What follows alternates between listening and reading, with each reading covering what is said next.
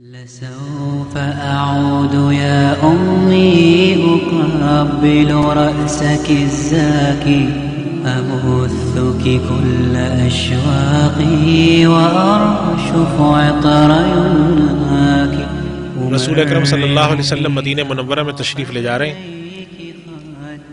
ایک جگہ ایک تاجر بیٹھے ہوئے گندم بیچ رہے ہیں.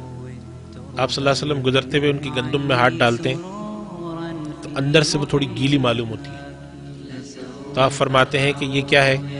تو عرض کرتے ہیں کہ اصابہ مطر یا رسول اللہ، یا رسول اللہ رات کو بارش ہو گئی تھی تو یہ گندم بھیگ گئی ہے.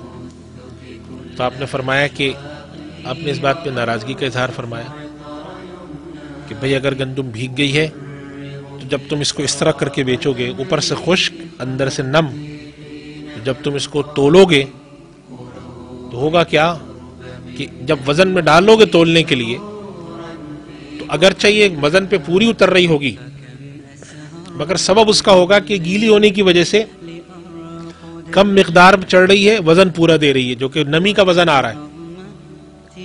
بڑی مشہور حدیث آپ نے ارشاد فرمائی تھی، من غش فلیس منا، جو دھوکہ دے وہ ہم میں سے نہیں.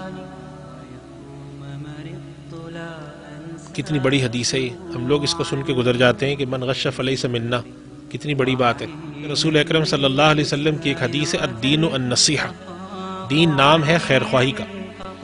خیر خواہی کیا ہے؟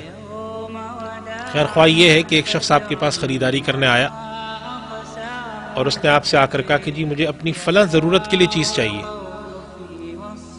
آپ کو معلوم ہے کہ جو اس کی خاص ضرورت ہے یہ میرے پاس نہیں ہے، یہ فلاں دکان پر ہے یا مارکیٹ میں مل جائے گی. لیکن آپ نے اس کو گھیر گھار کے ایک ایسی چیز اس کو بیچنے کی کوشش کی جو اس کی ضرورت کو پورا نہیں کر سکتی.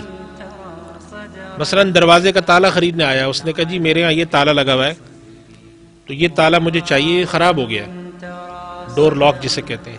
آپ نے دیکھ کر اندازہ لگایا کہ یہ یہاں پر ایک دو دکانیں ہیں، پرانا ماڈل ہے، ان کے پاس مل جائے گا، عام طور پہ نہیں ملے گا.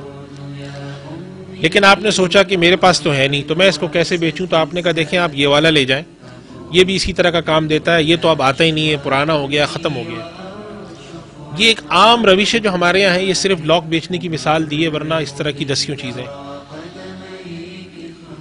تو اب سوال یہاں پہ یہ پیدا ہوتا ہے کہ الدین النصیحہ، دین خیر خواہی کا نام ہے، یا رسول اکرم صلی اللہ علیہ وسلم جو دوسری جگہ ارشاد فرماتے ہیں کہ مومن اس وقت تک کامل مومن نہیں جب تک کہ وہ اپنے لیے بھی دوسرے کے لیے بھی وہی پسند نہ کرے جو اپنے لیے پسند کرتا ہے.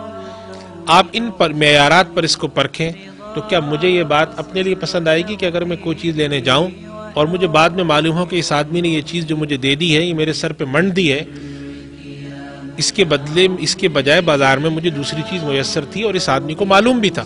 کیا وجہ ہے کہ رسول اکرم صلی اللہ علیہ وسلم یہ بات فرماتے ہیں کہ سچا تاجر، دیانتدار تاجر، اللہ تعالیٰ قیامت کے دن اس کا معاملہ نبی، صدیق اور شہداء کے ساتھ فرمائیں گے.